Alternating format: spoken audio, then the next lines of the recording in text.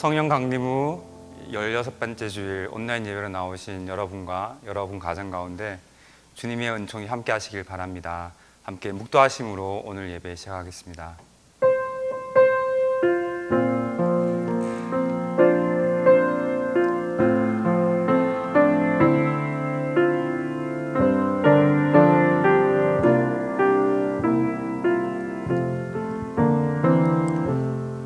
주님이 다스리신다. 위엄을 갖추시고 능력의 허리띠를 띠시며 다스리신다. 그러므로 세계도 굳건히 서서 흔들리지 아니한다. 주님의 왕위는 예로부터 견고히 서 있으며 주님은 영원 전부터 계십니다. 주님, 강물이 소리를 지릅니다. 강물이 미친 듯이 날뛰며 소리를 높이 지릅니다. 큰 물 소리보다 더 크시고 미친 듯이 날뛰는 물결보다 더 위험하신 주님, 높이 계신 주님은 더 위험하십니다. 주님의 증거는 견고하고 서 있으며 주님의 집은 영원히 거룩함으로 단장하고 있습니다. 온 땅과 하늘 위의 주님을 찬양합니다. 잿빛의 하늘과 날카로웠던 연기는 어느덧 푸르고 상쾌한 공기로 바뀌어 우리를 반겨주었습니다. 숨을 쉴 수 있는 새로운 한 주 열어주심에 또 작은 기쁨 누리게 해주심에 감사를 드립니다. 하지만 아직 우리의 삶에 어두운 그늘을 드리우고 있는 아픈 상황과 괴로운 현실은 우리 앞에 그대로 있습니다. 상한 모습 그대로 주님 앞에 나아가 주님의 제사함의 은혜를 구하오니 이 시간 오셔서 세상의 모든 죄와 불의와 욕심과 거짓의 일들 주님의 보혈로 덮어주시고 치유와 평화의 일 사모하며 주님의 얼굴 구하올 때 우리의 삶의 예배가, 지금 드려지는 예배가 희망의 길, 구원의 길 만들어가는 통로가 되게 하여 주옵소서. 우리의 삶을 거룩하게 하게 하시는 예수님의 이름으로 기도드립니다. 아멘. 이제 함께 찬송가 29장 함께 찬양하시겠습니다.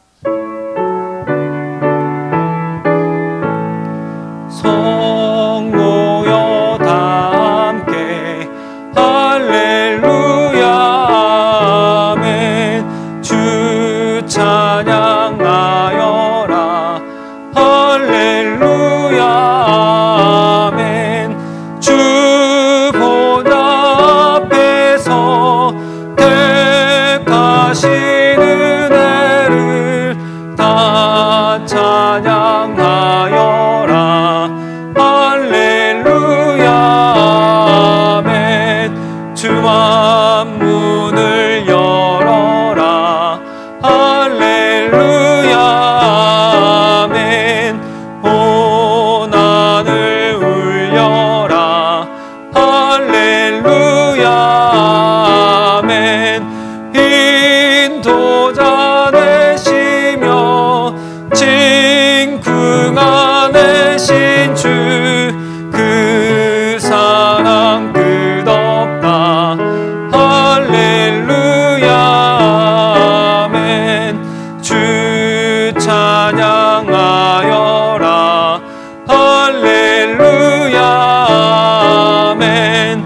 찬양은 끝없다 할렐루야 아멘. 거룩한 집에서 주 은총 기리며 늘 찬송 부르자 할렐루야 아멘. 자, 함께 하나님 아버지께 기도드리겠습니다. 하나님 아버지, 우리가 이 세상을 살면서 주시는 모든 은혜에 감사드립니다. 영원히 죽을 수밖에 없었던 우리의 영혼을 영원히 살리시고 우리가 살면서 짓는 허다한 죄를 사랑으로 용서하여 주시니 감사드립니다. 하지만 우리는 위기의 순간만 지나면 주신 용서와 은혜를 잊어버리고 또 다른 죄에 빠져 주님을 찾는 어리석은 저희를 용서하여 주시기를 기도합니다. 우리 모두가 이 역병은 금방 끝날 것이라고 생각하며 살았는데 벌써 6개월이 지나버렸습니다. 세계 곳곳에서는 더욱더 이 역병이 창궐하며 수그러들 기미를 보이지 않고 전 세계를 아프게 하고 있습니다. 이 역병으로 인해 많은 이들이 슬퍼하며 괴로워하며 경제적으로 힘들어하며 살고 있습니다. 이번 일이 속히 지나갈 수 있도록 아버지 저희를 용서하시고 아버지의 사랑으로 저희 모두를 지켜주시기를 간절히 기도합니다. 우리 청년들과 함께 하셔서 이 어려운 상황 속에서 뜻하는 모든 일들이 아버지 안에서 속히 이루어지기를 간절히 기도합니다. 각 처에 나가 있는 우리의 자녀들과 함께 하셔서 건강과 지혜를, 은혜를 더하여 주시기를 또한 간절히 기도합니다. 힘들고 어려운 이웃들과 같이 하시고 아버지의 자비와 은혜의 손길을 베풀어 주시기를 간절히 기도합니다. 오늘 각 처소에서 이 시간 함께 예배 드리는 우리 모든 성도들과 함께하여 주시고 건강과 아버지가 주시는 위로 가운데 있도록 같이 하여 주시기를 기도합니다. 오늘 예배를 준비하는 손길들과 함께하여 주시고 그 노고를 기억하여 주시기를 기도합니다. 거룩한 단에서 아버지의 말씀을 선포하시는 목사님과 함께하여 주시고 영육간에 강건하게 세워주시기를 기도합니다. 빨리 이 시간이 지나가기를 기도합니다. 항상 같이 하여 주셔서 지치지 않게 하여 주시기를 간절히 기도드리며 사랑하는 우리 주 예수 그리스도의 이름으로 기도드렸습니다. 아멘. 이 시간 함께 찬송가 363장, 통일 찬송가 479장 찬양하시겠습니다.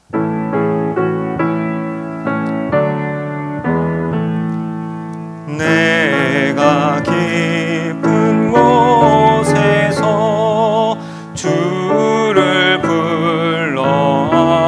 불러아뢰니 주여 나의 강물을 들어주심 바라고 주 본 앞에 나가니 은혜 내려주소서.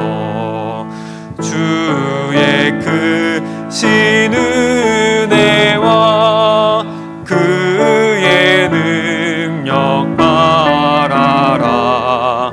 주의 깊은 은총에 우리 구원이 있으니 변함없는 주님만 믿고 기다릴지라. 오늘 주신 말씀은 출애굽기 16장 2절부터 15절 말씀입니다. 봉독하겠습니다. 이스라엘 자손의 온 회중이 그 광야에서 모세와 아론을 원망하였다. 이스라엘 자손이 그들에게 항의하였다.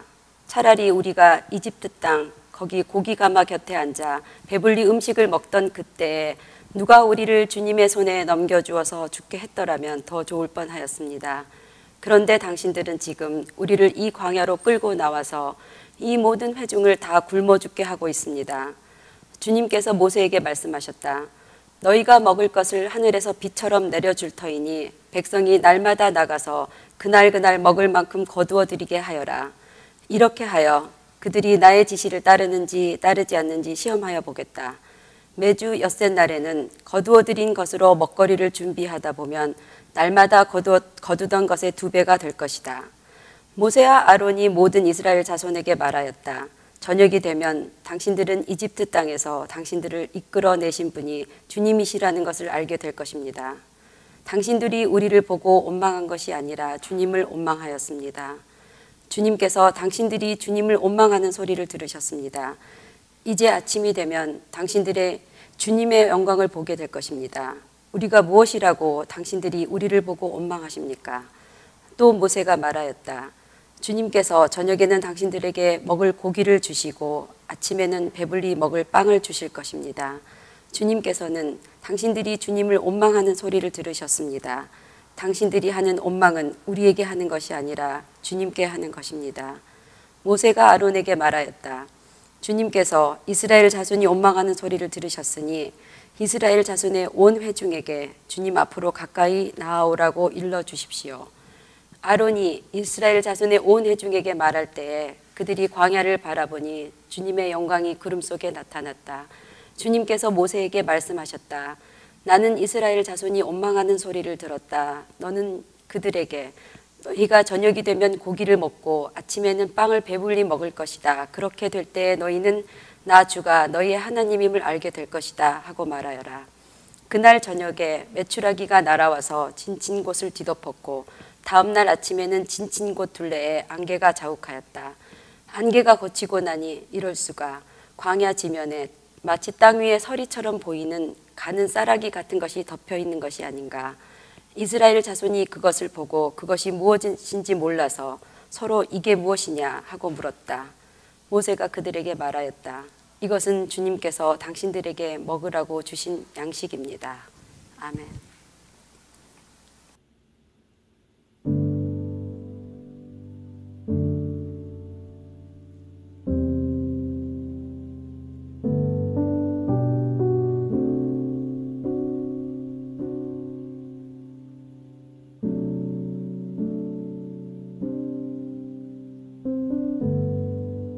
빛이 없는 바다에 홀로 남겨진 채로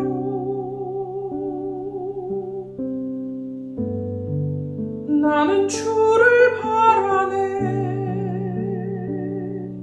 예수 내 손 잡아주시네.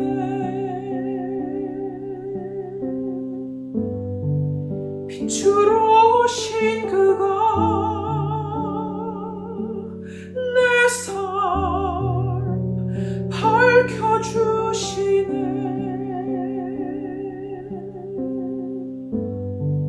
나는 주를 따르리. 내 평생 주 사랑하리라.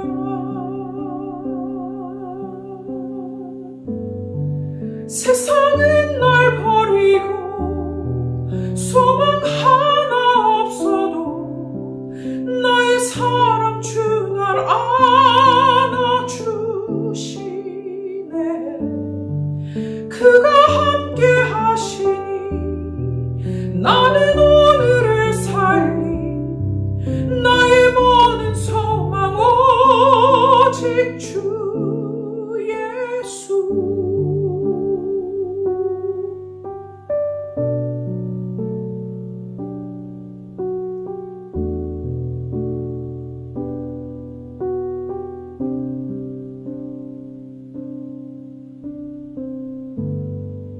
빛으로 오신 그가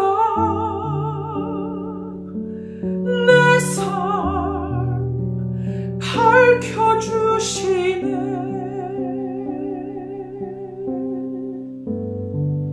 나는 주를 따르리. 내 평생 주 사랑하리라.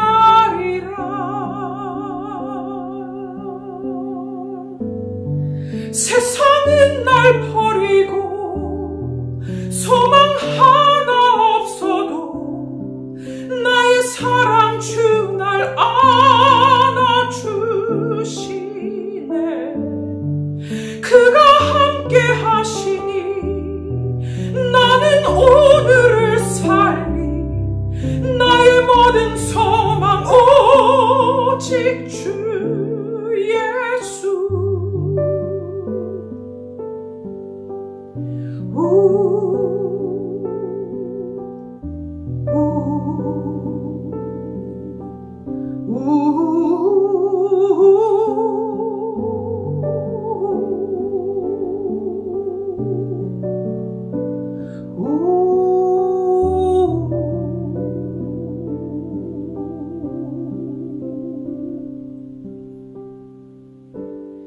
세상은 날 버리고 소망 하나 없어도 나의 사랑 주 날 안아주시네.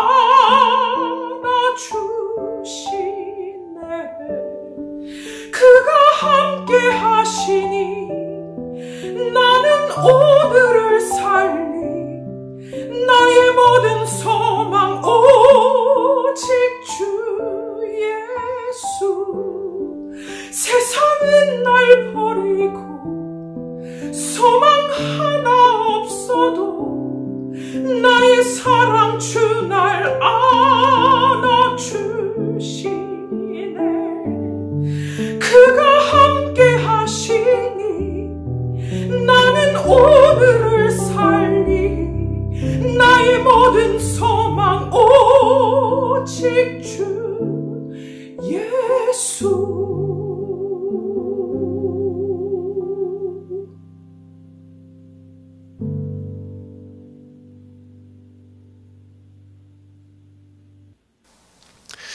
우리 함께 인사 나누겠습니다. 예수님의 평화와 은혜가 함께하길 원합니다. 이런 마음으로 인사하겠습니다. 여러분들 9월에 하나님이 좀 좋은 선물을 주시는 것 같아요. 왜냐면 또 화재가 나서 연기로 또 여러 가지 스모크 때문에 굉장히 힘들었는데 깨끗한 공기를 계속 주셔가지고 감사하고, 또 더불어서 우리가 지금 걱정하는 모든 것들도 깨끗하게 씻겨갔으면 하는 바람이 듭니다. 그런 의미에서 다시 한번 인사하겠습니다. 힘내세요 하고 옆에 분하고 인사하겠습니다. 힘내세요. 네.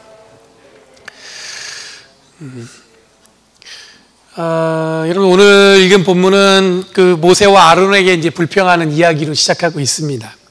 만약에 출애굽을 하지 않았더라면, 그 애굽에 있었다면, 뭐 이런 불평이죠. 고깃가마 옆에서 배불리 먹을 수 있었을 텐데 광야에 있으니까 이제 여러 가지 부족한 게 많다 보니까 이 굶어 죽게 생겼다는 거죠.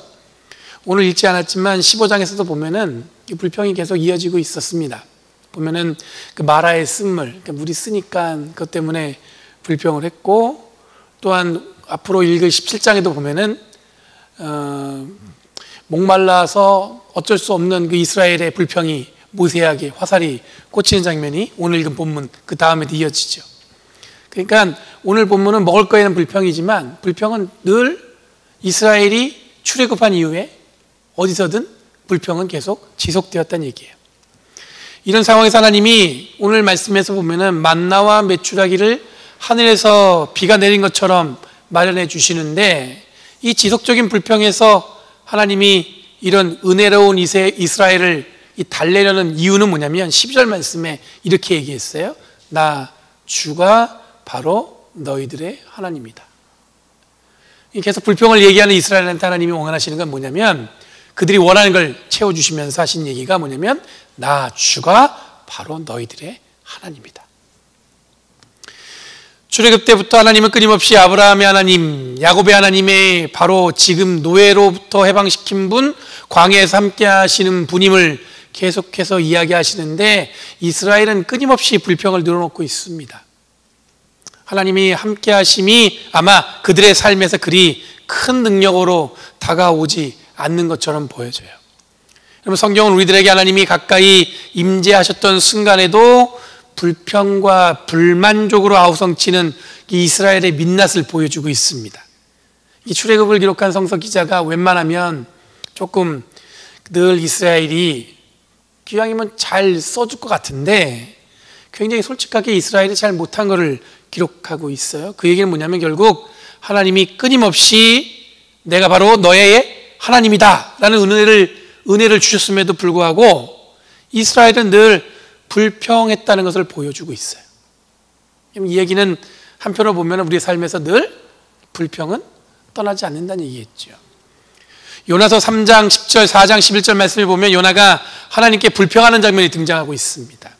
출애굽에서는 이스라엘이 모세와 아론에게 불평했다고 얘기하고 있지만 요나는 직접 하나님께 불평하는 거예요. 하나님한테 굉장히 따지듯이 묻습니다. 그 이유는 뭐냐면 4장 2절 말씀에 뭐라고 나오냐면 요나서 4장 2절에 하나님은 은혜로우시며 자비로우시며 좀처럼 노하지 않으시며 사랑이 한없는 분이셔서 내리시던 재앙마저도 거두실 것임을 요나가 잘 알고 있었기 때문이에요. 뭐냐면 이 요나의 불평은 뭐냐면 하나님이 너무 자비로우시던 것 때문에 지금 불평하고 있는 거예요. 그럼 요나가 못마땅한 이유는 하나님은 자비로우시고 사랑이 크신 분이라 니느웨를 용서하실 것이라는 것을 알았기 때문에 불평을 늘어놓고 있는 거예요. 니느웨라는 수도는 아수르의 수도예요. 아수르는 북왕국을 멸망시킨 북쪽의 왕국이었습니다. 바벨론이 그 아수르를 멸망시키기 전까지 어떻게 보면은 그 제국을 호령했던 나라였습니다. 근데 어떻게 보면 유대인들에게는 원수가 같은 그 아수르의 수도가 멸망할 것을 막기 위해서 하나님이 요나를 불러서 그쪽으로 예언자로 파송을 하시는 거예요. 그런데 그게 요나 입장에서는 마음에 안 드는 겁니다. 여러분, 출애굽한 이스라엘의 불평은 출애굽을 안 했더라면 목마르지 않고 고깃가마를 끼고 배불리 먹을 수 있을 것이라는 생각을 하면서 불평하고 있습니다. 지극히 굉장히 원초적인 이유죠. 자기들이 노예로 비참하게 살고 있는 것, 그 어려움보다도 당장의 목마름과 배고픔을 이겨내고 싶은 마음에 지금 자기들은 이 출애굽시켜 주신 능력의 주님이 하나님이시고 하나님의 은혜로 노예가 아닌 약속의 땅을 소유할 수 있는 하나님의 사람이 된다는 사실이 그렇게 가깝게 와닿지 않았던 것 같습니다. 왜냐하면 이 당장은 광야를 떠돌고 있지 약속의 땅에 들어간 게 아니기 때문에 그게 크게 와닿지 않은 거죠. 여러분, 요나의 불평은 출애굽 당시 이스라엘과는 다릅니다. 요나는 분명히 하나님이 누구인지 알고 있어요. 그분이 바로 하나님이시다. 하나님의 능력도 알고 있습니다. 하나님의 은혜도 잘 알고 있습니다. 그런데 그 은혜가 이스라엘을 넘어서 자기들의 원수와 같은 아수르의 이 수도인 이 니느웨를 구원하시겠다고 하니까 요나는 그걸 못 견뎌한 것 같습니다. 아니, 왜 그 원수의 나라까지 하나님이 구원하신다는 겁니까? 왜 그 나라까지 하나님이 구원하시겠다고 그러시는 걸까?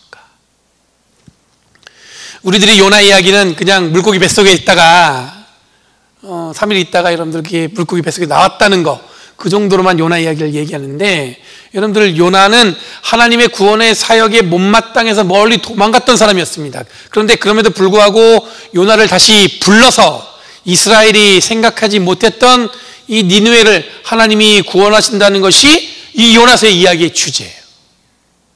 그러니까 전혀 예상치 못했던 그 민족까지 하나님이 어떻게 하신다? 구원하신다는 게 그 주제란 얘기예요. 하나님이 누군지 알았지만 하나님의 은혜가 자기들을 넘어서 다른 이방인들에게 주어지는 것을 요나는 견디지 못했다는 겁니다. 그게 불평이었어요. 그게 불만이었어요. 마태복음 20장 1절 16절 말씀에 보면은 이 포도원 품꾼에 대한 비유가 등장해요. 포도원 주인이 하루 품삯을 한 데나리온으로 계약을 하고 일꾼을 씁니다. 그런데 아침에 일찍 일하기 위해서 온 일꾼이나 12시에 오후 3시에 온 일꾼이나 오후 5시에 온 일꾼이나 이 받는 품삯이 뭐예요? 한 데나리온이에요. 똑같아요. 이 불만이 없겠어요? 불만이 있었겠죠. 일찍부터 일한 일꾼들이 포도원 주인에게 항의합니다. 아니, 어떻게 우리는 아침 일찍부터 일했는데 늦게 온 사람하고 똑같이 품삯을 줄 수 있냐는 거죠. 당연한 불평이에요. 맞는 얘기겠죠. 그런데 주인이 뭐라고 응대하냐면은 일꾼을 똑같이 대하는 것이 뭐예요? 내 주인의 뜻이라는 거예요. 그러니까 주인의 뜻은 뭐냐면 일꾼에게 한 데나리온을 주기로 했다는 거예요. 그러니까 그걸로 자기의 뜻이지 당신들이 상관할 바 아니라는 겁니다. 여러분, 함께 살펴본 본문의 내용은 이 다른 이야기지만 그 이야기의 끝은 하나로 향하고 있습니다. 이스라엘은 불평을 불안하면서 출발하고 있어요. 노예였지만 그 살던 곳이 뭐예요? 익숙했던 곳이에요. 근데 광야에서 지내려고 하니까 이 불편한 게 한두 가지가 아니었겠죠. 이 불편함이 출애굽한 이스라엘의 어떤 삶을 움켜쥐고 있었던 것 같습니다. 이 움켜짐이 하나님이 누구인지에 대한 관심은 없고 하나님의 능력의 위대하심도 관심이 없는 것 같습니다. 오직 풍족하게 마시고 편안하게 먹을 수 있는 것이 출애굽한 이스라엘의 삶을 움켜쥐고 있는 이것만 해결되면 다 되는 것처럼 이 불평하고 있는 거예요. 정작 자기들이 지금 어떻게 애굽에서 어떤 취급을 받았는지 보다도 지금 뭐냐면 지금 광야에서 생활하니까 뭐예요? 불편한 게 자기의 삶을 자꾸 움켜쥐고 있는 거예요. 그러니까 뭐가 생각나는 거예요? 이 불편함을 못 느꼈었던 노예로 있었던 그때가 자꾸 생각나는 거죠. 요나는 하나님의 은혜를 잘 알지만 자기 마음에 드는 사람들하고만 이 은혜를 나누고 싶은 거예요. 하나님에 대해서 요나는 잘 알았습니다. 요나서 4장 2절 말씀은 한번 여러분들 화면을 보시면서 읽어볼게요. 그는 주님께 기도하며 아뢰었다. 주님, 내가 고국에 있을 때 이렇게 될 것이라고 이미 말씀드리지 않았습니까? 내가 서둘러 스페인으로 달아날 것도 바로 이것 때문입니다. 하나님은 은혜로우시며 자비로우시며 좀처럼 노하지 않으시며 사랑이 한없는 분이셔서 내리시던 재앙마저 거두실 것임을 내가 알고 있었기 때문입니다. 요나는 잘 알았어요. 하나님은 그런 분이라는 것을. 요나의 마음은 이런 것 같습니다. 하나님은 너무 마음이 좋으셔서 이 관심을 갖지 않아도 되는 사람들까지 너무 크게 관심을 갖는 것 같습니다. 하나님 그거 오지랖이에요. 그러지 마시고 그냥 내버려 두세요. 이런 말과 똑같은 거예요. 하나님이 크신 사랑으로 세상을 만들으셨는데 요나는 자기 마음과 자기 이해 속에서 하나님의 사역을 어떻게 해요? 가두고 있습니다. 하나님의 사랑은 큰데 자기가 상상하는 것보다 더 크신데 더 능력도 위대하신데 요나는 자기 생각에 하나님을 가둬놓고 있는 거예요. 여기까지만 하시지 왜 그 너머까지 하시려는 건지. 여러분 오늘날도 그런 것 같습니다. 선택받은 민족, 선민의식. 여러분 유대인들은 스스로 이 선민의식에 우쭐해합니다. 어쩌면 저도 우쭐할 것 같아요. 제가 그 입장이면. 근데 여러분들 그런 우쭐함이 인생의 전부인 것처럼 사는 분들이 있어요. 그럴 때는 그 우쭐함이 어떤 생각이 드냐면 이 차별하는 마음으로 가득 찬 굉장히 거만해 보이죠.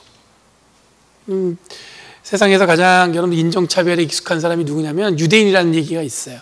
그래서 제가 예전에 한번 얘기했던 것 같은데 저를 같이 했던 선생님이 그 이스라엘에서 유학을 하셨는데 너무 그들의 거만함 때문에 그 스트레스가 만만치 않다는 거예요. 선택받았다는 것 때문에. 이런 유대인들에게만 국한된 게 아니죠. 역사의 기록에 보면 이 강대국 그리고 그 강대국의 국민들이 갖는 우쭐함은 대단합니다. 그렇죠? 서구 사회와 동양의 관계도 그렇습니다. 예전에 남부에 하버드라고 하는 SMU라고 있어요. 서던 메서디스트 유니버시티라고 해서 감리교 학교입니다. 굉장히 유명한 학교고 좋은 학교예요. 그 학교에 그 신학교가 있는데 연합갑 감리교회 옥덴이라는 조직신학자가 있었어요. 굉장히 유명한 조직신학자 교수였어요. 근데 그분이 어떤 생각이 있었냐면 동양인은 절대로 서구의 사상을 이해할 수 없기 때문에 자기는 동양인 제자를 받지 않는다는 거예요. 절대로. 여러분 이런 식의 우월감이 요나에게만 있었던 게 아닙니다. 사람들이 살아가는 삶 속에 그런 모양들이 크게 자리하고 있죠. 그런데 하나님의 은혜는 이런 우월감과 함께하지 않는다는 것입니다. 하나님의 은혜는 공평하게 누구에게나 함께 하신다는 겁니다. 그걸 알면서도 애써서 하나님의 은혜가 그들에게 미치지 않기를 바라는 마음으로 가진 자들이 있다는 거예요. 요나와 같은 사람들이. 여러분 아무리 지나치게 강조해도 지나치지 않는 것이 뭐냐면 하나님의 은혜는 누구에게나 허락되어 있습니다라는 말이에요. 여기에 저는 한 가지 더 붙이고 싶습니다. 하나님의 은혜는 누구에게나 허락되었습니다. 거기다가 하나 더 붙이면 뭐냐면 심지어 저까지도 사랑하십니다. 이게 붙어야 돼요. 늘. 그럼 나에게도 은혜를 주셨는데 당연히 옆에 있는 사람, 다른 사람에게도 이 은혜를 주셨을 게 분명하다는 마음을 가져야 하는 것이 당연한 마음인 줄 믿습니다. 근데 요나의 불평은 하나님의 뜻이 자신의 뜻과 맞지 않는 데서 일어나는 거예요. 하나님, 그들은 관심 가질 필요 없어요. 이게 지금 요나가 갖고 있는 이 관점이었어요. 그럼 마태복음의 이야기는 일반적인 사고로는 공평하지 않은 처사죠. 왜냐하면 오래 일한 사람이 당연히 많이 벌어야 되는 거잖아요. 많이 받아야 되죠. 일한 만큼 받는 것이 공평한 겁니다. 그런데 은혜는 그렇지 않습니다. 여러분들 은혜를 크게 받아서 봉사를 많이 하는 것도 아니고 은혜를 조금 받았으니까 적게 헌신한다는 말은 없습니다. 은혜를 입은 하나님의 사람은 헌신하게 돼 있어요. 그거 하나만 있는 거예요. 은혜를 뭐 많이 받든 적게 받든. 여러분 은혜를 많이 받고 적게 받고 그 양으로 우리가 어떻게 구별하겠어요? 여러분 은혜를 받은 사람은 하나님 앞에 헌신하는 거예요. 그거밖에 없어요. 그런데 여기에 비교가 들어가면 어렵습니다. 손해보처럼 느껴져요. 아니 저 사람은 나보다 더 헌신하지 않은 것 같은데 더 하나님 크신 은혜를 준 것 같아. 우리들이 헌신하고 사역하는 것이 여러분들 은혜에 감사한 것이 아니라 내가 하는 일을 통해서 더 인정받고 싶은 욕구에서 출발하면 여러분 다른 사람과 나를 비교하죠. 나는 이렇게 열심히 하는데 저 사람은 나보다 열심히 안 하는 것 같은데. 여러분 은혜는 하나님과 1대1의 관계입니다. 물론 교회 전체에 하나님이 은혜를 주시기도 하지만 은혜를 통해 삶을 하나님께 드리는 것은 1대1의 관계지 비교와 경쟁으로 완성되는 게 아니에요. 그럼 다른 사람 볼 거 없어요. 하나님과 내가 어떻게 은혜의 관계를 형성하느냐. 여러분 그게 중요한 거지 다른 사람이 어떻게 하느냐 이건 중요한 게 아니라는 겁니다. 하나님은 분명히 하나님의 뜻대로 우리를 다루십니다. 내가 이해하는 틀 속에서 내가 판단하는 수준에서 하나님의 일을 잣대질할 경우에 하나님 뜻보다 자신의 의지와 욕망이 앞서게 된다는 것을 기억해야 합니다. 만약에 하나님의 뜻이 자신보다 앞선다는 사실을 이해하는 것을 실패하면 여러분들 비교를 통해서 어떻게 되냐면 불평하게 되는 거예요. 불평은 거기서 나오는 거예요.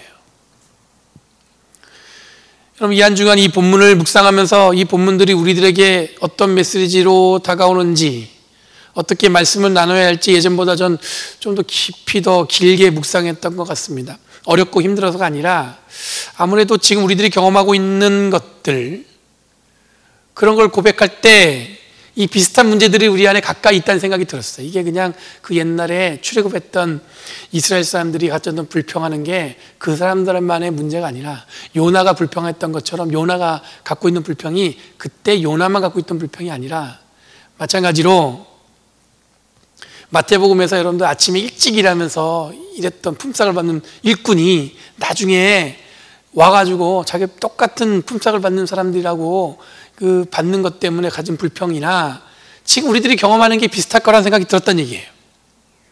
올해 지금 연회가 진행되고 있습니다. 오늘 주일까지 이제 연회 마지막 날인데 올해 연회에서 2개의 교회가 문을 닫았어요.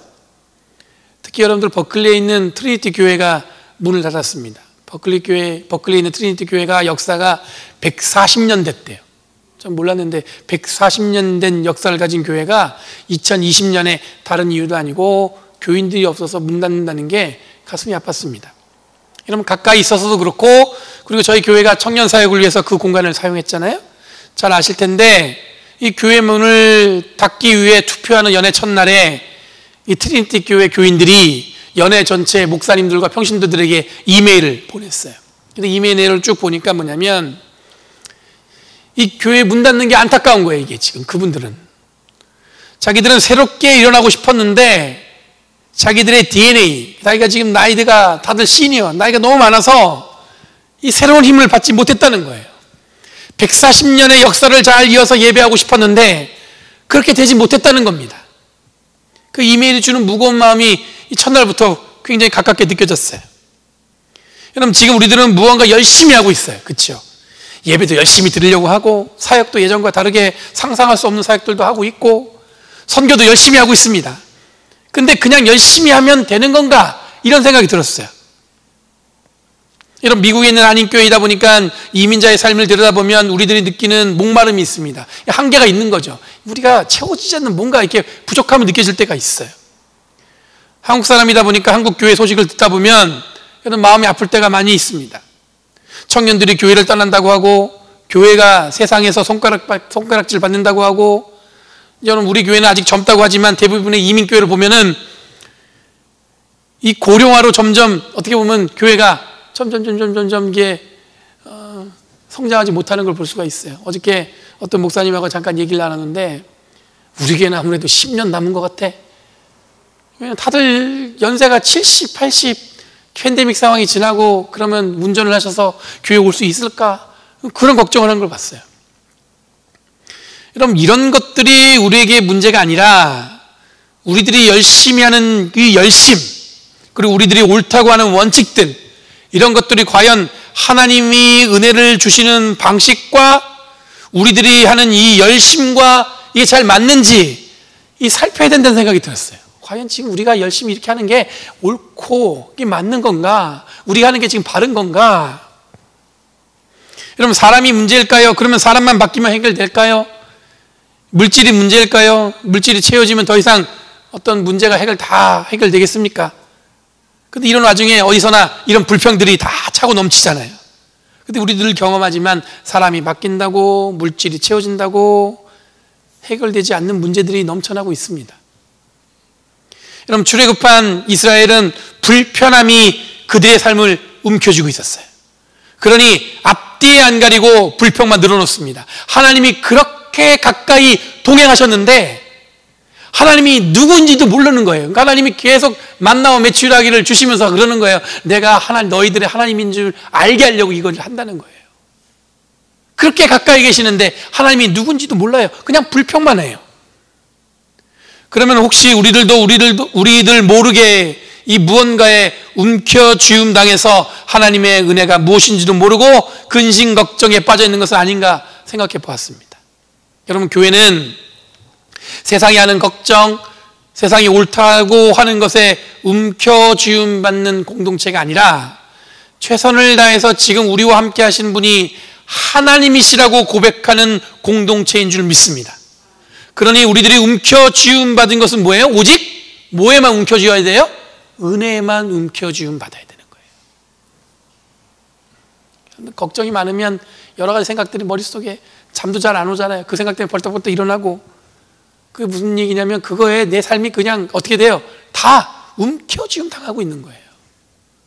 그런데 여러분들, 우리 교회는, 신앙인은, 예수 믿는 사람은 그런 것이 우리의 마음에 움켜쥐움 당하는 것에 허락하면 안 되는 겁니다. 하나님의 은혜로만 우리의 마음이 가득 채워져야 된다는 얘기예요.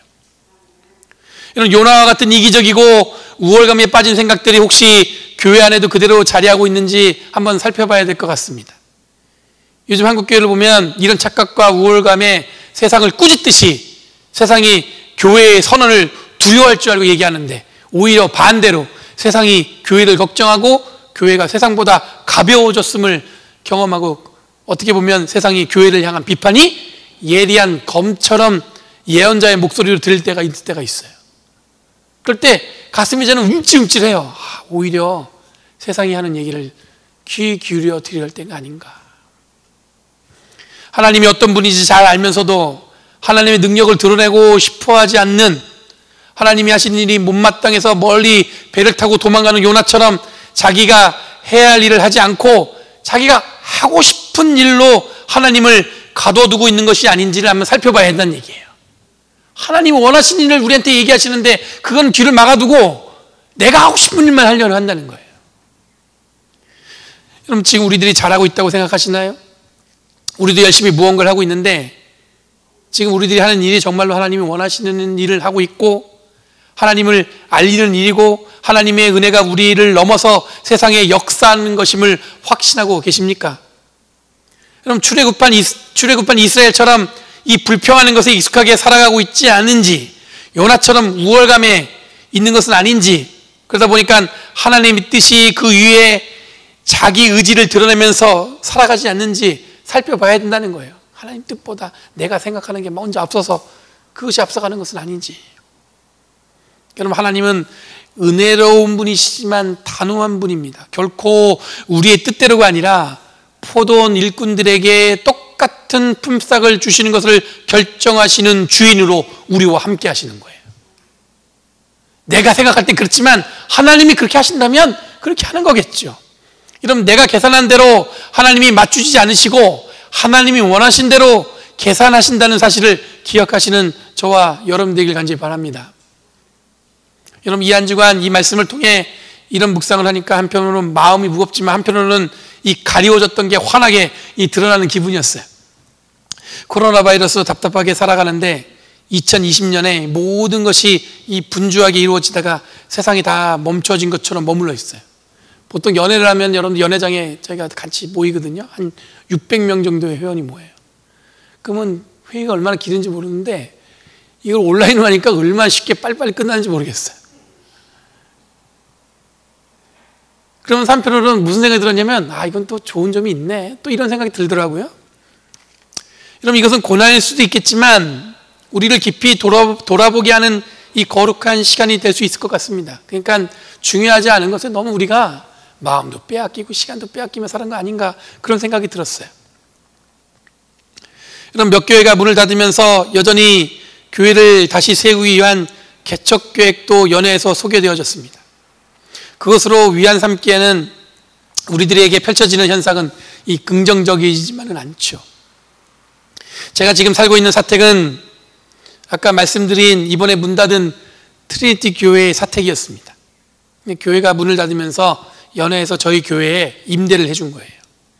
이 140년을 사역하다가 문을 닫은 교회의 사택에 살고 있는 이 목사의 마음이 어떻겠습니까? 하나님이 이 문 닫는 교회에서는 역사하지 않으셨을까? 그런 생각이 들었어요. 시간이 되시면 한번 트리니티 교회를 한번 둘러보세요.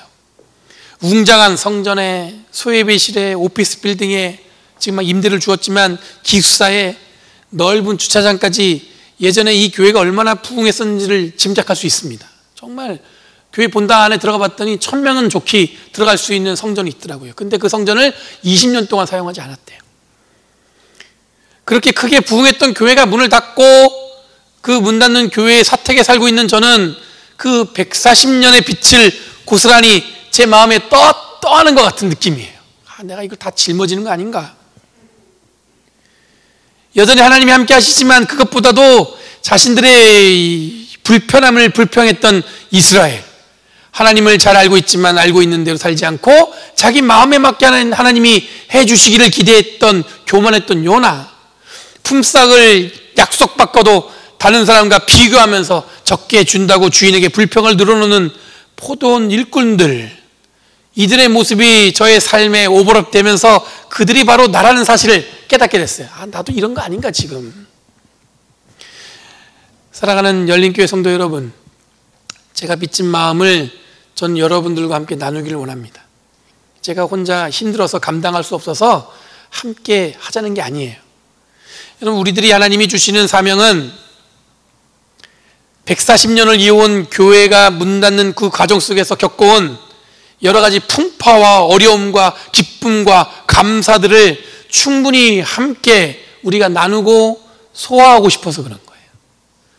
그러면 여러분 환하게 드러날 것 같습니다. 무엇이 교회를 힘들게 했고, 무엇이 교회를 기쁘게 했고, 무엇이 교회를 부흥하게 했고, 무엇이 교회를 문 닫게 했는지는 우리는 알 수 있을 것 같아요. 어쩌면 우리들은 그 답을 잘 알고 있을지 모르겠습니다. 우리들이 그것을 알고 실천하기에는 주저하거나 나와 상관없다는 생각에 머뭇하고 있는지도 모르겠어요. 이거 뭐 누가 하시겠지. 목사님 알아서 잘 하시겠지. 장로님 알아서 하시겠지. 여러분 교회가 어렵고 예수 믿는 것이 힘들고 청년들이 교회 오기 쉽지 않은 시대라는 말로 여러분들을 제가 불안하게 만들고 싶어서 말씀드린 게 아니에요. 그러니까 여러분 우리가 열심히 해가지고 교회를 다시 한번 새롭게 부흥 더 그런 얘기 하려는 게 아니에요. 하나님의 은혜를 우리 안에서 할 수 있는 것을 우리의 의지로 제한하지 말고 하나님이 원하시는 일을 제한 없이 함께 사역하는 것이 우리들에게 주어진 사명이라고 생각이 듭니다. 여러분 그렇게 큰 교회가 갑자기 여러분들 문을 닫았다는 이유는 다른 거 아니에요. 하나님이 원하시는 사역보다 자기들이 원하는 것을 하려다 보니까 생긴 문제예요. 그러니까 귀도 닫고 눈도 닫고 정말 중요한 게 무엇인지를 모르고 속된 말로 여러분들 무엇이 중요한데 중요한 건 잊어버리고 중요하지 않은 것에 움켜쥐움 당해서 결국에는 어떻게 되는 거예요? 하나님이 주시는 은혜의 능력을 잃어버렸을 때 그런 일이 벌어지지 않았을까 그런 생각이 듭니다. 기억하시기 바랍니다. 우리들이 굉장히 특별한 이유는 우리가 선택받아서가 아니라 하나님이 어떤 분인지 잘 알고 그 은혜를 경험했기 때문입니다. 이 은혜를 나누기 위해서 더욱 헌신하시는 그리고 우리들에게 주어진 책임을 든든히 지고 이 땅을 살아가는 저와 여러분 되기를 간절히 바랍니다. 주님은 변함없이 우리와 함께 하시고 내가 바로 너희들의 하나님이다 이렇게 말씀하고 계세요. 하나님을 아신다면, 하나님이 어떤 분이 아신다면 내가 원하는 대로 사는 것이 아니라 하나님의 뜻대로 살아가기 원하는 마음으로 헌신하시는 저와 여러분 되기 원합니다. 하나님은 단호하세요. 똑같이 우리에게 은혜를 주셨어요. 기도하겠습니다. 하나님, 오늘도 변함없이 함께 하신 주님의 이름을 높여드리기를 원합니다. 오늘도 변함없이 우리와 함께 하셔서 우리의 간절함을 받아 주시옵소서. 세상은 복잡하게 돌아가고 있는 가운데서도 내가 너희들의 하나님이다 말씀하시는 그 음성을 듣고 하나님이 분명히 우리와 함께 하시는 분임을 고백하는 저희들 되게 하여 주시옵소서.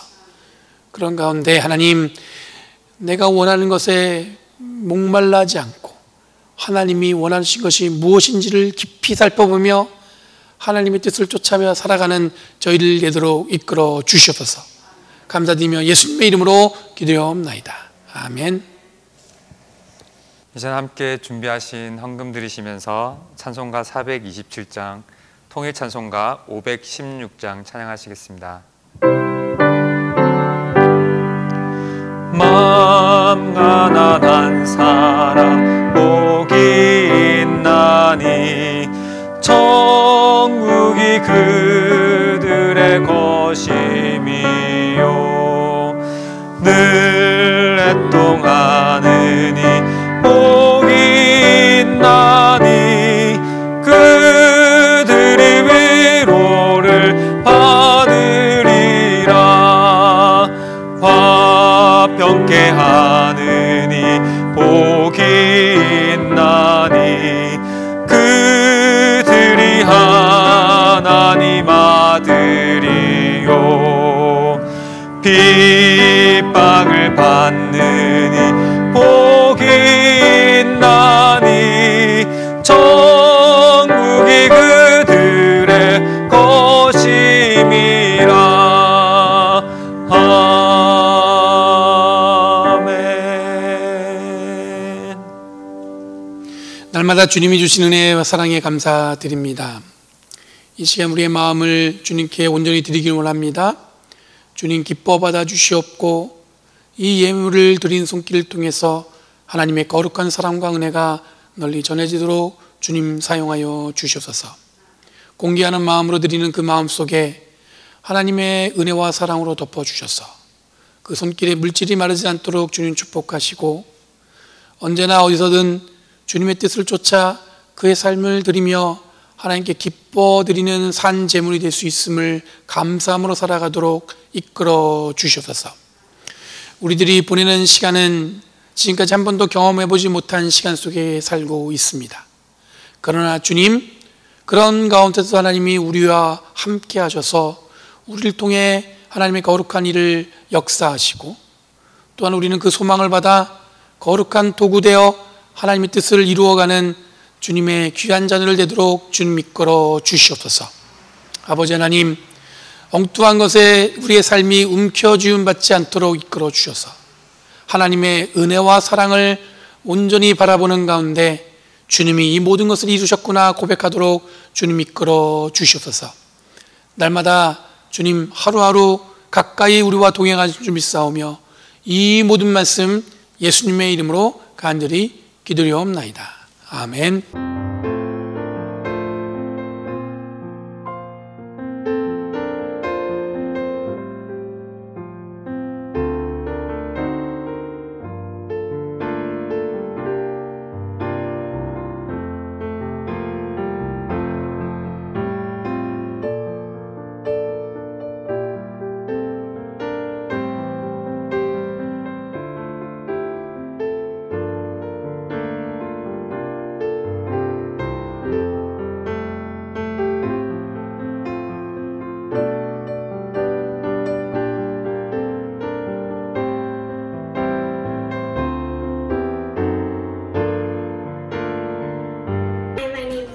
And my name is Ian, and today we're going to show you how to do you want to eat with me in sign language.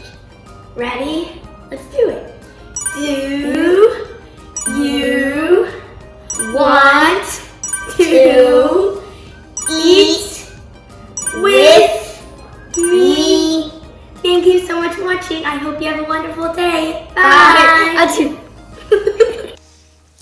그럼 교회 소식 나누겠습니다.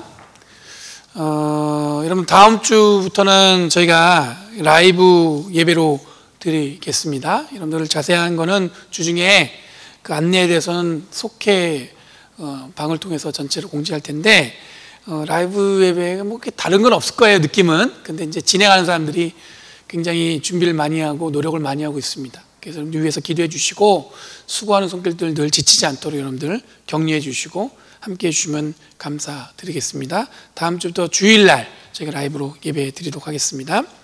여러분들은 똑같이 하시고요. 다음 주는 저희가 10시, 11시에 똑같이 지금 기존에 했던 거하고 같이 진행을 하려고 그래요. 여러분들 그 라이브를 할지 녹화를 한 번 더 할지 그거는 아직 정하지 않았는데 위해서 기도해 주시기 바랍니다.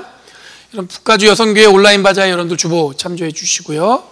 오늘 예배 후에 오후 2시에 속장 인도자 교육이 있습니다. 여러분 속장 내신 분들은 교육의 줌을 통해서 꼭 참석해 주시면 감사하겠습니다. 그리고 다음 주에 저희가 예배 후에 속장 각계 속회 모임이 있도록 하겠습니다.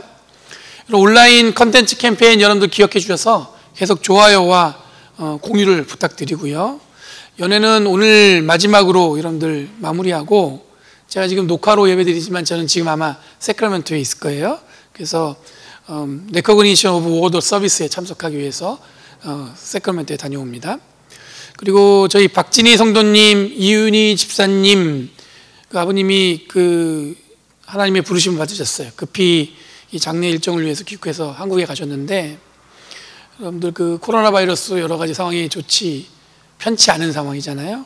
그럼 장례 일정 가운데 하나님이 함께 하셔서 가족들에게 큰 위로와 우리 함께 여러분들 기도해 주시면 감사하겠습니다. 모임 안내드리면 수요 성경 공부는 지금 3주 동안 방학에 들어갔고요. 10월 14일부터 요한복음과 사도행전으로 진행합니다. 여러분들 성경 공부 조인하고 싶으신 분들은 제가 개런티 하는데 1시간이면 돼요. 길게 안 하니까. 그리고 저희가 이때 10월 14일 이후에 저녁반을 좀 개설하려고 그래요. 그래서 여러분들 정확한 시간은 다음 주에 제가 공지하도록 하겠습니다. 10월 14일 이후에 이제 시작할 텐데 기존에 했던 수요일 10시 하는 시간이 있고요.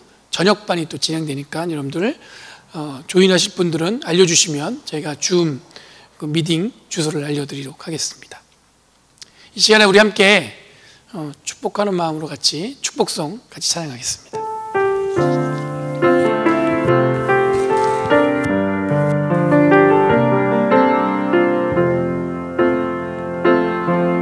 주의 말씀 앞에서 당신은 참된 예배자 그토록 찾으시던 하나님의 기쁨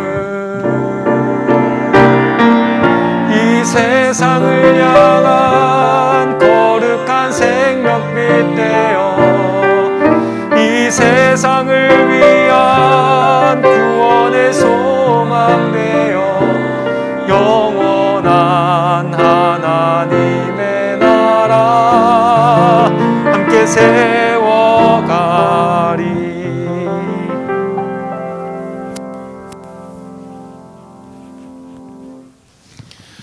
평화 가운데 나아가십시오. 그리고 어느 누구든지 환영하는 마음으로 가슴 활짝 열고 환영하는 마음으로 이 땅을 살아가십시오.